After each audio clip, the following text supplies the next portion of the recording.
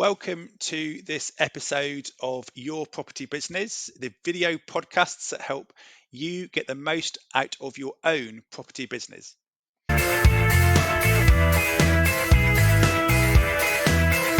So how did you sort of balance, during the time that you were working in a career, how do you balance the, 9 to 5 or whatever it was, 6 to 8 with your property investment or your entrepreneurial stuff? How do you kind of, match those two up and balance those out? The shortest answer is ADHD. Okay, yeah. So if I'm fortunate, I'm on the spectrum and I have ADHD, which means that I'm ultra focused and I don't stop. I just keep going. Yeah. So I could do 70 hours a week at work in my 20s and 30s. I don't know anyone that works harder than me at my age. Mm-hmm. And I just don't stop. I just keep going. Mm.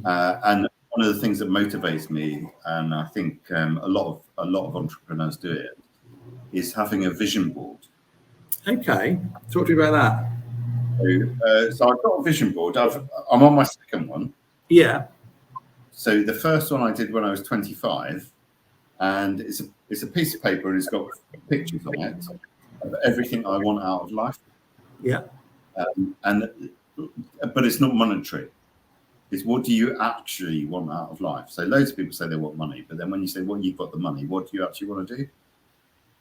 So travel, family, cooking's a big part of my life. So I want to be a really good cook. And I put all of those things on a piece of paper. Yeah. And tacked it to the inside of a kitchen cupboard.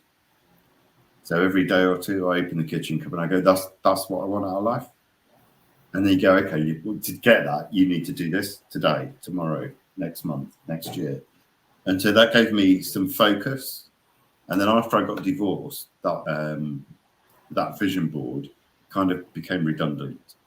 So I ticked off, I'd had it for 25 years. I ticked off everything on that board, apart from one thing, which was a mistake, to be honest, because it was a monetary thing.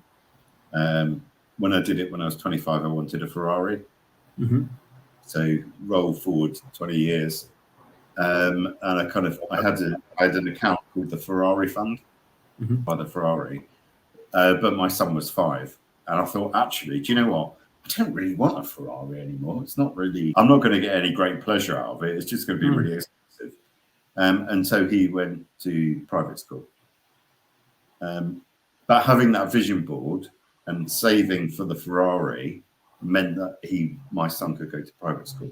Mm-hmm. Even though you set your goals, they might change, but you're going in the right direction. Mm-hmm. So think about your future, think about where you want to be, work out how to get there, and then it's like a journey. It's like a car journey. You decide you're going to Edinburgh, and you get 3/4 of the way there, and somebody says, actually, you want to go to Inverness. That's a really good place. You go, okay, well, I'm nearly there. Mm. I think that's true, isn't it? I think that knowing what direction, or at least have broad direction you want to go in, is kind of super helpful. I think. So what I kind of like to ask people is, how much do you want and by when? So even just thinking what that is, what is that number, and when do you want it by? Because I remember the moment I was asked that question, I kind of said, what do you want? Well, more money, like everyone kind of says. Well, how much? Well, I don't know, some more. But I was forced to put a number on it. And then I was forced to put a date on it. Because those two things I had to do, I was in that space then. I had to do that somehow. It wasn't almost conscious. It was like, well, cool. I was like a little bunny. I had to get, all right, I'll do that then. And so it made it easier, I think, if you put a number on it and a date on it, like you've done, because you know in which direction you're pedaling. Yeah. And the other thing that's I found surprising is when I put a date and a number on it, it was sooner and less money than I thought. I see. Yeah. So actually, it's like, how much money do you need? And you go, oh, £100 million. You go, do I? You go, actually, I just, I want to not work. Yeah. I want an allotment. Yeah, I want to go on totally. holiday.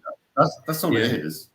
Yeah. So I think if you set your expectations a little bit higher than what you'd be happy with, I think that's a really good target.